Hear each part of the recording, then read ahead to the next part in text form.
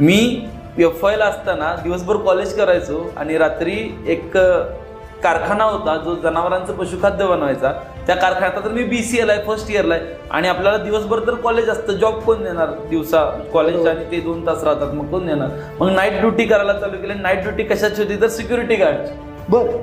एक वॉचमन होतो मी आणि एक वॉचमन म्हणून आयुष्याची सुरुवात केली होती, म्हणजे काम करण्यासाठी. रात्रीचे 2-2, 3-3 वाजता म्हणजे पूर्ण रात्रभर जागत असायचं आणि 2-2, 3-3 वाजता ते माल भरून गाड्या यायच्या, ते गेट ढकला उघडा. आणि एकदा असं आपण चेअरवरती बसल्या बसल्या जरा डोळे झाकले माझे आणि डोळे झाकल्यावर ते साहेब आले, कंपनीचे मॅनेजर आले आणि मला बोलले, म्हणजे थोडंसं ओरडले आणि ते मनाला शब्द लागले फार. लायकी नाही तर कशाला करताय असं तसं नाही का, हे शब्द टोचले.